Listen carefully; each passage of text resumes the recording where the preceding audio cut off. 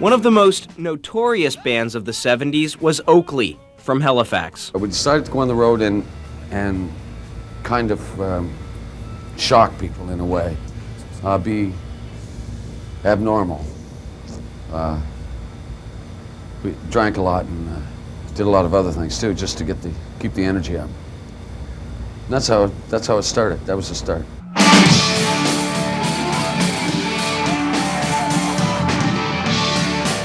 The Oakley Band played hard-driving rock and roll with a strong southern flavor. It took its name from guitar player Ritchie Oakley, who at that time was already a seasoned veteran of the maritime music scene. Come and love your daddy all night long,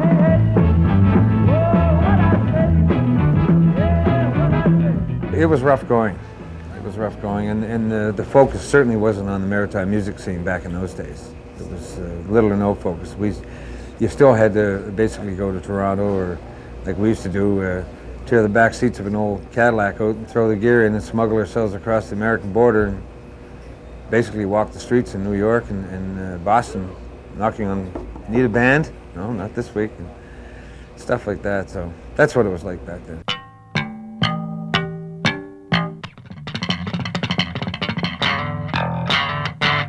But for Maritimers, those record deals weren't easy to come by. I think personally up in Upper Canada, what they've seen was a bunch of guys showing up, partying, drinking, having a good time, and that was about it. There wasn't a serious side to it. You know, although everybody had dreams of making it, I think that was a big downfall of it. They did, and they still do, I think to a certain degree, have an attitude thing there, like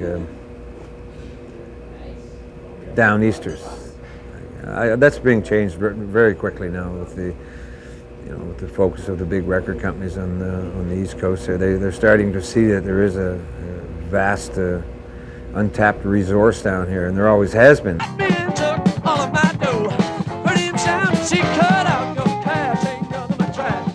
For the Oakley Band, the record deal was the beginning of the end. Our first album was supposedly our management company and record production company made a deal, and it was supposedly shipped gold. But as you know, there's no guarantees in this business, and we thought that we were on our way, and it just didn't happen due to some wheeling and dealing on behalf of the people that we had signed with. It just didn't materialize that we were going to get another album. We kept sending in songs to the record company, and they kept turning them down. And then we found out the record company didn't have any money, and tension, fighting, arguing with management. Some people did some stupid things. I'm sure I did a couple myself. Words were said. You know, same old story. If Oakley had had the business sense as a band and a good management, it would have went a lot further than it did. I was devastated, of course. My life at that point turned into a complete chaos. I like to think of it as somebody taking a pizza and turning it upside down and throwing it on the floor. I experienced bankruptcy. The band had broken up, of course, and there was a bankruptcy thing I had to go through, and a divorce, and I had to sell equipment that we had. I had to, the boys rolled my van over, not one of the Oakley guys, I was working with some other guys there in the van. It was just not nice. And I became completely demoralized myself. I had basically no interest in doing anything with the music business there for a long time. Rode in from the west on a big black horse, 2 guns on his hips. His eyes were lifeless, like a snake. Hate was on his lips. People all knew he was trouble. You've seen his face before. Earlier this month, the Oakley Band got back together in New Brunswick for the first time in years.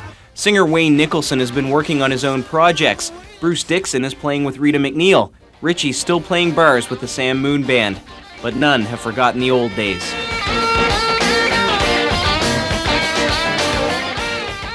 The Oakley reunion tour could lead to a new album. Their last one came out 15 years ago. The major obstacle will be cutting time together, you know, to rehearse and going out and getting funding, and it's a big job.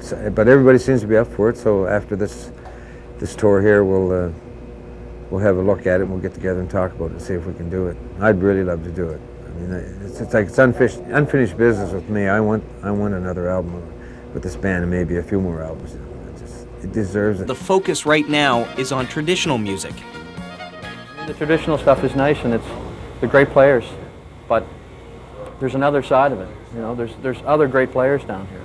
There's guys that write all the time. There's guys that play all the time, and they're not discovered yet. These are hidden gems that are hopefully will show up and shine quite brightly. Hopefully.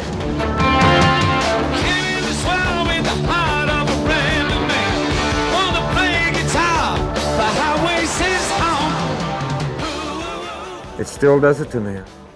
It's a labor of love, and that's the only way you can do it.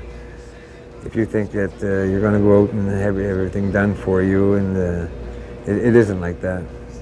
A lot of the younger musicians today think it's that way, but it isn't.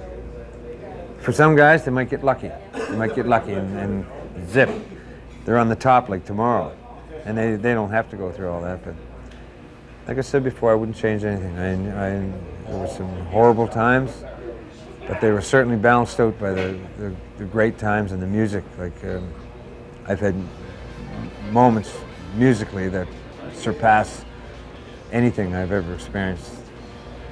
And that's probably what keeps me in it.